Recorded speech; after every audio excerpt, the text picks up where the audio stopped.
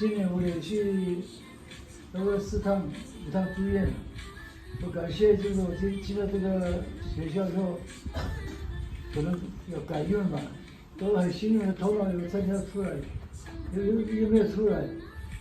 然后头脑出来，我现在也没有在这里了。